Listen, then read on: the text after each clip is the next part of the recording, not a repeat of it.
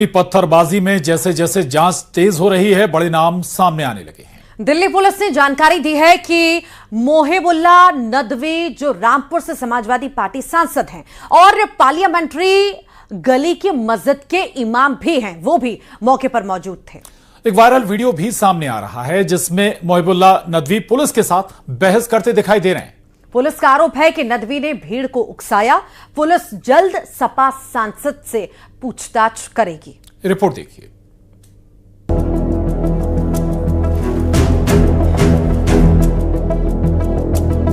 दिल्ली के तुर्कमान गेट इलाके में किसने करवाया पथराव?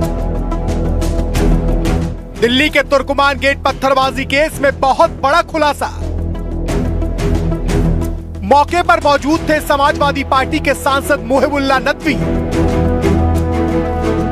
क्या सांसद मोहिबुल्ला नदवी ने मुसलमानों को भड़काया?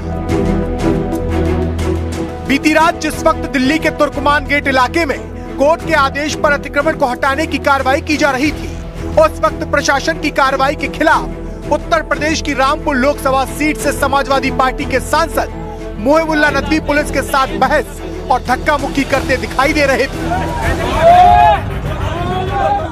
एक तरफ सैकड़ों की संख्या में सुरक्षा बल और दूसरी तरफ मुसलमानों की भीड़। सवाल है कि कोर्ट के आदेश पर हो रही कार्रवाई के खिलाफ क्या सांसद महोदय ने लोगों को मिसगाइड करने का काम किया, जिसके बाद लोगों ने पुलिस पर पथराव शुरू कर दिया। क्योंकि प्रशासन की टीम तुर्कमान गेट इलाके में मस्जिद नहीं बल्कि मस्जिद के आसपास के अतिक्रमण को हटाने पहुंची थी, लेकिन अफवाह ये उड़ाई गई कि प्रशासन के बुलडोजर मस्जिद को तोड़ने के लिए आए हैं। ये तो स्वाभाविक सी चीजें हैं कि ये चीजें होती हैं, इन पर कोई बहुत बड़ी लेदे की बात भी नहीं है। सवाल सबसे बड़ा इस कार्रवाई में ये है कि हमारी जुडिशरी को इन बातों पर फैसला देने की और इस तरह के केसों को एंटरटेन करने का वक्त कैसे मिल जाता है, जबकि हमारे पास 3.5 करोड़ केस पेंडिंग है। ये हम तो जनहित की बात करते हैं, मगर उसमें क्या होता है, कई बार एंगल बदल देते हैं। कुछ धार्मिक लोग, सामाजिक लोग एंगल बदल देते हैं, लोगों को गुमराह करते हैं, अफवाहें फैलाते हैं, तो कई बार ऐसी घटनाएं हो जाती है। मगर इन चीज़ों का हम पर कोई असर नहीं है। हमारा मानना ये है कि दिल्ली को साफ, सुंदर और हम स्वस्थ बनाएंगे।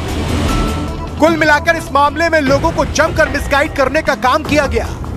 लोगों को उकसाया गया कि प्रशासन की टीम मस्जिद तोड़ने के लिए बुलडोजर लेकर आई है, जबकि सच्चाई ये थी कि बुलडोजर अवैध अतिक्रमण को हटाने के लिए मौके पर पहुंचे थे।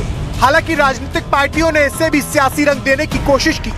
अतिक्रमण के नाम पर आप मस्जिदों को तोड़ोगे, मदरसों के ऊपर बुलडोजर चलाओगे, यही तो देश में चल रहा है। आप इससे नफरत फैलाते हो, आप इससे नफरत फैला करके अपना राजनीतिक एजेंडा चलाते हो, क्योंकि आपके पास, आप में इतना दम तो है नहीं कि बांग्लादेश में हिंदुओं का कत्ल हो रहा है उनको जवाब दे दो। इस तरह से धार्मिक उन्माद पैदा करने की कोशिश की है और जिस तरह से वहाँ गुंडागर्दी करने की कोशिश की है, मैं पुलिस को और प्रशासन को बधाई देता हूँ कि बहुत धैर्य रखते हुए इन्होंने पूरी कार्रवाई को अंजाम किया। लेकिन ऐसे जितने उपद्रवी जिन्होंने वहाँ लोगों को भड़काने का काम किया है, उनके खिलाफ सख्त कार्रवाई होनी चाहिए। और मुझे लगता है कि इस तरह की अतिक्रमण की जो कार्रवाई है, मैं इसको बिल्कुल उचित मानता हूं और पुलिस और प्रशासन को पुनः बधाई देता हूं। राजनीतिक बयानबाजी के बीच तुर्कमान गेट इलाके में भारी सुरक्षा बल तैनात किया गया है। 80% से ज्यादा अतिक्रमण को जमींदोज कर दिया गया है। अब पुलिस पथराव करने वाले और पथराव के लिए लोगों को उकसाने वाले एक एक शख्स की तलाश कर रही है। नमस्कार, बहुत बहुत स्वागत है आपका खबर असरदार। आप देख रहे हैं, मैं हूं आपके साथ ऋतु ज्ञानवानी। और खबर असरदार में बात सबसे पहले पुरानी दिल्ली की। जब दिल्ली वाले सो रहे थे तब पुरानी दिल्ली के तुर्कमान गेट इलाके में बवाल हो रहा था। दिल्ली हाईकोर्ट के आदेश पर जब एमसीडी की टीम पूरे लाव लश्कर के साथ फैज़ इलाही मस्जिद के आसपास अतिक्रमण हटाने पहुंची तो कुछ लोगों ने पत्थरबाजी शुरू कर दी। देखते ही देखते माहौल तनावपूर्ण हो गया, लेकिन पुलिस की मौजूदगी में कार्रवाई जारी रही। रात 1 बजे से शुरू हुआ बुलडोजर एक्शन सुबह 6 बजे तक चलता रहा और अब पत्थरबाजों के खिलाफ एक्शन शुरू हो गया। देखिए,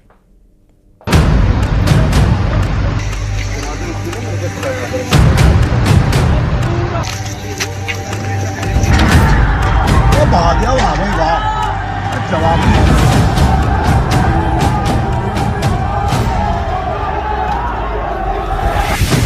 32 बुलडोजर, 4 एक्सकेवेटर, 70 डंपर, 150 कर्मचारी दरअसल एक बारात घर के तौर पर इस्तेमाल और 1000 से ज्यादा पुलिसकर्मी।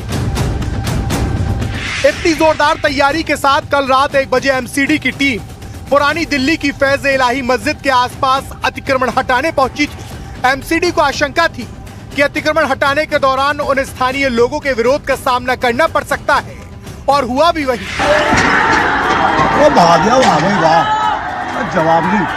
हाँ भाई नहीं, वाह जीदारी, वाह भाई वाह, मेरा शेरो। रात के 1 जैसे ही बजे 32 बुलडोजर का काफला गरजते हुए तुर्कमान गेट इलाके में पहुंचा। उपद्रवियों ने पत्थरबाजी शुरू कर दी। जवाब में पुलिस ने भी आंसू गैस के गोले छोड़कर उपद्रवियों को खदेड़ा।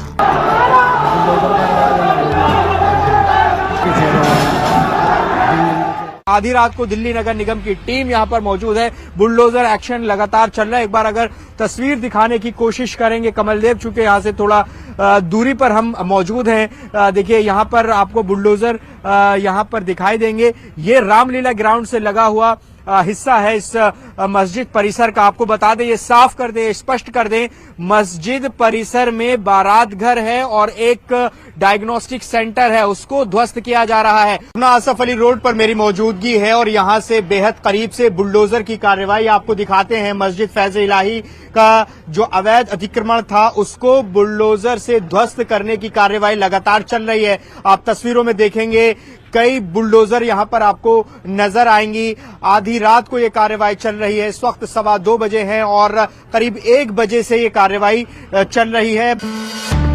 रात 1 बजे से शुरू हुए बुलडोजर एक्शन में 2 घंटे में ही आधे से ज्यादा अतिक्रमण को तोड़ दिया गया। पुलिस ने बुलडोजर एक्शन के दौरान उपद्रव मचाने वाले 5 आरोपियों को फौरन हिरासत में ले लिया। सभी की पहचान की जा चुकी है।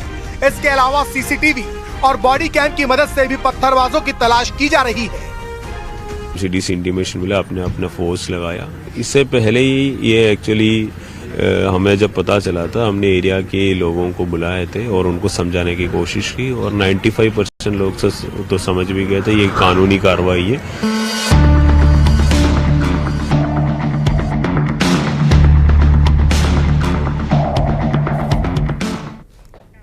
सीएम योगी एसआईआर को लेकर मंत्रियों को निर्देश दे रहे हैं कि एसआईआर में छूटे नामों को जुड़वाएं और अपात्रों को हटवाएं। साथ ही चेतावनी दी गई है कि ढिलाई बरतने पर उन्हें ही नुकसान होगा।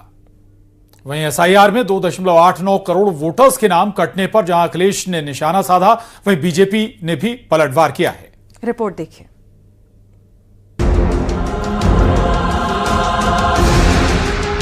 सीएम योगी एसआईआर को लेकर काफी गंभीर हैं। सीएम योगी ने अपने सभी मंत्रियों को एसआईआर में छूटे नामों को जुड़वाने और अपात्रों को हटवाने के लिए कहा है। सीएम योगी ने चेतावनी दी है कि अगर ढीले पड़े तो आपको सबसे ज्यादा नुकसान होगा। एसआईआर को लेकर मुख्यमंत्री योगी आदित्यनाथ खासे गंभीर हैं और यही वो वजह है कि मुख्यमंत्री योगी आदित्यनाथ ने मंत्रिपरिषद की बैठक में अपने सभी मंत्रियों को सीधे तौर पर निर्देशित करते हुए कहा कि एसआईआर में अगर ढिलाई बरती गई तो सबसे ज्यादा नुकसान मंत्रियों को होगा और आप लोगों को होगा। एसआईआर प्रक्रिया में यूपी में ड्राफ्ट से 2 करोड़ 89 लाख वोटर्स के नाम हटाए गए हैं। अखिलेश यादव ने इसे लेकर तंज कसा और सोशल मीडिया प्लेटफॉर्म पर पोस्ट कर लिखा, जाने कहां गए वो लोग। वहीं डिप्टी सीएम ब्रजेश पाठक ने एसआईआर ड्राफ्ट लिस्ट पर सवाल उठाने को लेकर अखिलेश यादव पर निशाना साधा। उन्होंने कहा कि 2027 में यूपी में एसपी फिर साफ होगी। समाजवादी पार्टी के गुंडाराज जंगल राज को लोग भूले नहीं हैं और ये जान रहे हैं कि 27 में यूपी में सपा फिर साफ हो जाएगी। बिहार में आरजेडी के जंगल राज को लोगों ने नकार दिया। आप रिसर्च करो, बूथ पर जाओ और देखो किसका नाम कटा है। अगर नहीं कटा है तो इनके मुंह में माइक लगा कर पूछो कि भैया कटा तो है नहीं और जुड़वाने का अवसर है, सच्चाई बताओ जनता को। एसपी सांसद रमाशंकर राजभर का कहना है कि एसआईआर से एसपी को सीधे 25 लाख वोट का फायदा हुआ और बीजेपी को नुकसान हुआ है। समाजवादी पार्टी इसमें उसके कार्यकर्ताओं ने, उसके बीएलओ ने, उसके मेहनत ने रंग लाया और हर बूथ पर हम 25 लाख की बढ़त पर हैं। एसआईआर से समाजवादी पार्टी को सीधे 25 लाख का लाभ और भारतीय जनता पार्टी को 25 लाख वोटरों का नुकसान हुआ है। मंत्री ओपी राजभर ने एसआईआर को लेकर विपक्ष पर पलटवार किया है। उन्होंने कहा कि मरे हुए जिन 46 लाख लोगों के नाम काटे गए उन्हें जिंदा कैसे लाएंगे। समाजवादी पार्टी हो चाहे कांग्रेस हो या कोई विपक्षी दल हो, अब जो लोग मर गए हैं 46 लाख लोग प्रदेश में 21 साल के अंदर वोटर लिस्ट से 46,000 के लगभग लोग की डेथ हुई है, तो 46 लाख लोगों के नाम काटे गए। अब समाजवादी पार्टी करे नहीं है उनको मत काटिए, अब उनको स्वर्ग से वो सब जिंदा कैसे ले आएंगे ये तो वही लोग बता सकते हैं। मंत्रियों को आपत्ति दाखिल करने के साथ साथ छूटे नामों को जुड़वाने का लक्ष्य दिया गया है। सीएम योगी ने कहा कि मतदाता सूची पर मेहनत से आगे का रास्ता आसान होगा। सभी मंत्री अपने प्रभार वाले जिलों में जाकर एसआईआर अभियान में लगे। संकेत मिश्रा, न्यूज़ 18, लखनऊ।